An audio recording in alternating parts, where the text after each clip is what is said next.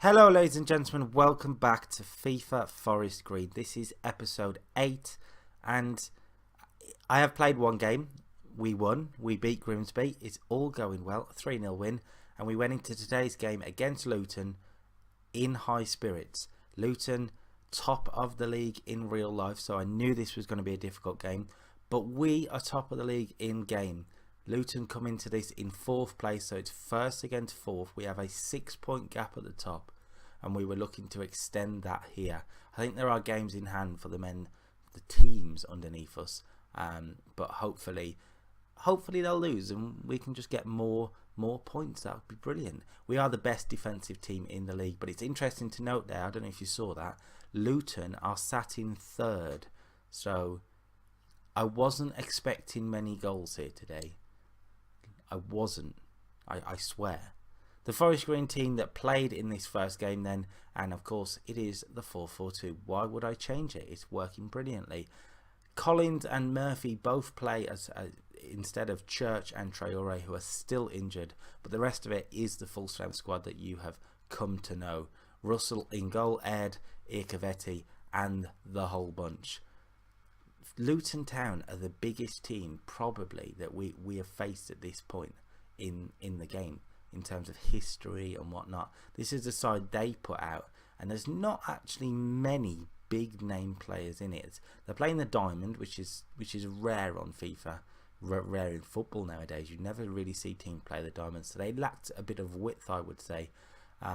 Danny Hilton up front is probably the biggest name. Andrew Shinney as well, maybe in the centre attacking midfield role, but he's no Reece Brown, as you can see, ready and raring for this one.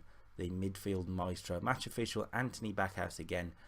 He hasn't caused us a problem so far this season, so yeah, that's fine, not a problem.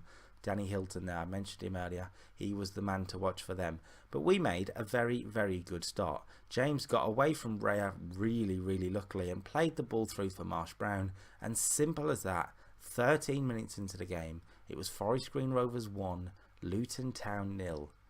It was really a little too simple, to be honest with you. For some reason our players have a thing with taking out the corner flags and the celebrations. I need to have a word, but it's a great finish from Marsh Brown. Great finish. A bit of luck for James to get through on the right, but the finish is just impeccable. No keeping it out. And I thought the game would tighten up at this point, that we'd have a lead to defend, Luton would attack us, it was going to be tough. That's what I thought. It didn't turn out to be that way. Aired free on the right. It was a great volley from James, a super save, and just when you think the highlight can't stop, we get more. Brown coming forward, driving forward, playing in Cernic, a poor defending again from them, but this finish from Matic Cernic is super again. The finishing is incredible in this game, really, even at a lower league as this. Cernic there, in terms of the actual celebration, first of all, that spinning back heel kick, who does he think he is? Rob Van Dam? Not quite. And secondly, firstly, let's get this replay of the goal. That is some strike. The replay makes it look good. But secondly, if you look at this replay of the celebration, I'm not sure what's going on with the corner flag there, but I would say he should go to the doctors and get that sorted, because there's a problem there. 3 goals in the season, just in the league though. He scored a few in the Cubs. We continue to come forward, and Murphy started. That was the start of a game in which he could have scored more. James did score, as you can see here, 3-0. It was a highlight that we didn't think was going to end, and it didn't. But Murphy, there's more to come. That first miss is a bad one. I don't know how he hits the post from 6 yards. Luckily, James was there. And, well, I say James was there, actually. And if you look at this replay, that's an own goal. Total glitch of the game. That is an own goal. Alan Sheehan. Yeah. 3-0 though. 3-0 against Luton Town. And they just couldn't handle us. Reece Brown, super in midfield again. Getting the ball wide for Marsh Brown. And his cross was headed away. Fair enough. But Reece Brown probably should have scored better with that one. Probably should have scored. Again, we came forward and forward and forward. Luton couldn't handle us. Luke James should have done better there too. We missed some great opportunities despite being 3-0 up. Luton absolutely fell apart. They were trying to get forward and get back into the game, but they couldn't handle us.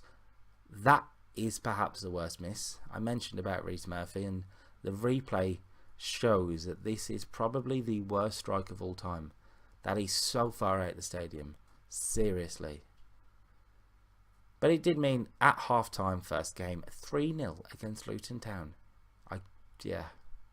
Top of the league, we were cruising, we're playing so well. I don't see what can go wrong here. Luton Town is a team that, in theory, on paper, should beat us comfortably. But in fact, the other way round was happening. And in the second half, it was a bit of a tighter game. They had a couple of opportunities. That looks like it's going in for a second, doesn't it?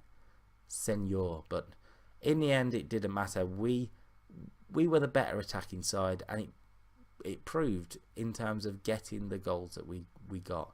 Laird probably should have done better there, but it's a left back going forward, so be kind. You can see what he's going for. It's a great 1-2 in the build-up, so I'll take it. The goal that sealed the game did come though. Cernic from the left, and James probably should have done better there.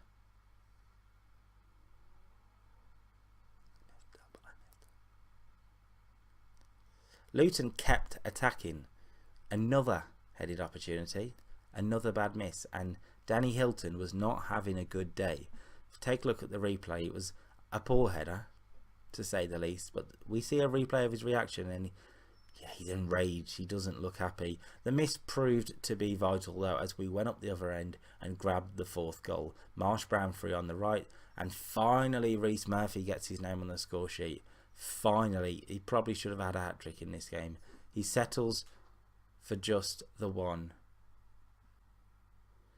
I don't know what this celebration is about. I think this is some sort of Harry Potter. I'm not keen. Not keen. 81 minutes on the clock though, 4-0. We were cruising, and the full-time whistle just put an end to Luton's misery. Misery for Luton. Not what I was expecting going into it. Very happy to be wrong though.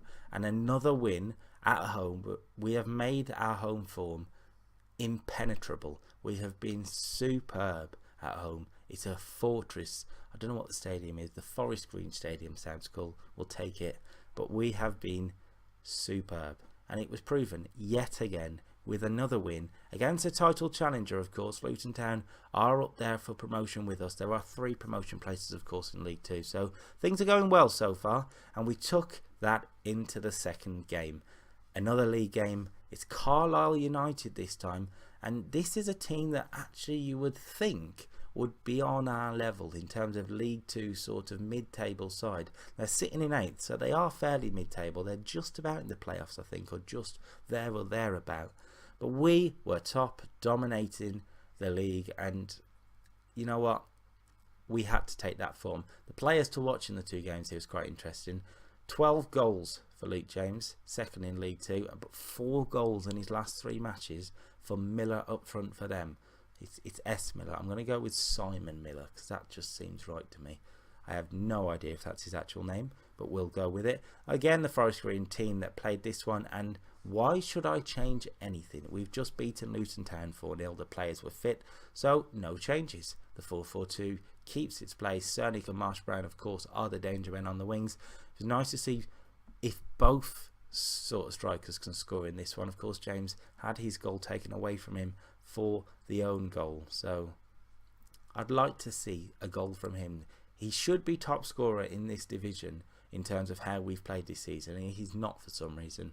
The Carlisle United team then, and again, there's not many big name players in this team that you'd really recognise. Danny Granger sort of pokes out to me for some reason, and I don't really know why, but there's not real any sort of threat in this team. You would think after beating Luton Town, a better side than Carlisle United for sure, that we would go into this game confidently and absolutely put on a show for the home fans. We were at home again, of course, so two big home games really. You'd have thought we'd have put on a show. Spoiler, this was a tighter game.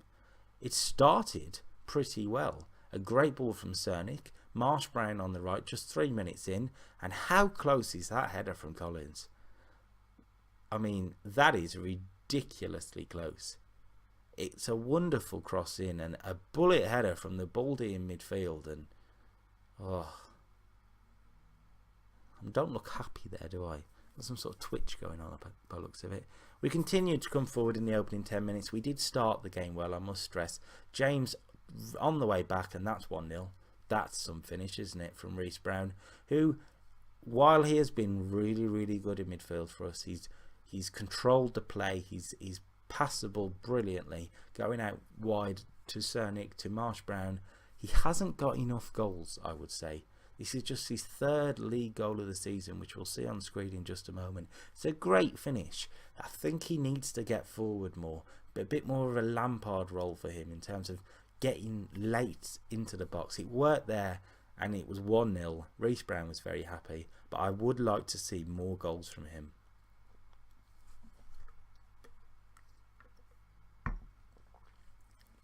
Surprisingly, Carlisle came straight back at us. That's a bit of a bad tackle, isn't it? I don't really know why I decided. I think, if I remember rightly, I actually pressed the wrong button here. So it's not my fault. Don't blame me. Irkavetti gets booked. It's a bad tackle on Devitt, I think. And yeah, it's a penalty to Carlisle. It's just in the box, actually. The replay, it's right on the edge. You know what? There's a question mark there. Is that in the box? Is it? It didn't matter. It was a penalty and a chance for Carlisle to equal the scores just 22 minutes into the game. It was Simon Russell to step up and miss. Yeah, what a great save by Russell. We nearly took advantage immediately. That's ridiculously close from Keanu Marsh-Brown, I think. The replay does it justice. It's a wonderful ball in, and that is really close. Another header going ridiculously close. But Carlisle proved to be a difficult team to beat. Russell forced into another good save there, and we had to be at our best. A wonderful run here from Ed. The right back got right through. His shot was saved, and just when you think the highlight's over, it's not again. Twice in an episode we have managed to do that, managed to pick up the pieces after a good save, and this time Rhys Murphy was clinical. He wasn't in the first game, but he was there. A super finish, 2-0, a bit of a cushion against a side that was starting to cause us problems, so I was very happy to see the ball bulge into the back of the net there. It's a weird finish. He sort of hits it on the outside of the foot really. It's a weird one, but at the end of the day, it's in the back of the net. It's 2-0. And at this point, this episode is 6-0, by the way. You know, 4 against Luton, 2 against Carlisle, without reply. So the second half, I was hoping for more of the same. And we continued to attack, of course. James getting forward, Marsh Brown, 3-0, 15 minutes to go. Can you hear that? Can you hear that fat lady singing? Because this game was over. Forest Green 3, Carlisle United 0. It's a really good goal, actually. James manages to pull wide. It's great centre forward play, and so a plate for Marsh Brown, and a volley like that is not League 2 level of quality, is it? Let's be honest. We're going to do really well to keep Keanu Marsh Brown in the summer, because the season he's having, he's playing at a championship level in this team, and we are not a championship team, as evidenced by this defending. Clean sheet was ruined. I mean, it's lucky in terms of how many times does it bounce off our players, but I do not know what Fraser Aird is doing there on the floor. We've just seen him picking himself up there. It's a good finish, fair play, but what is that defending? And ironically, we're about to see here, O'Sullivan, first goal of the season. Of course it is. Of course it is. But it was 3-1. I was happy. I was even happier when it was 4-1. A great cross by Keanu Marsh-Brown. A wonderful header by Murphy, who is starting to really show his quality. Of course, he is subbing in really for the injured Simon Church, and he's taking his opportunity. He's playing better than James at the moment, I've got to be honest. And it's a wonderful header. He's a threat in the air, of course, which is something we've modelled our play on this year. What a great header that is. One of the great headers of the series so far.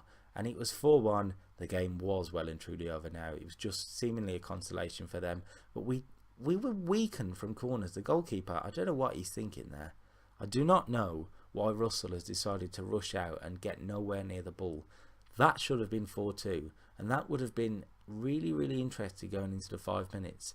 that were left, but they didn't score, so it didn't matter. And at full time, it was 4-2. We've scored 4 in 2 consecutive games. We are goal scoring machines right now. We are winning machines right now.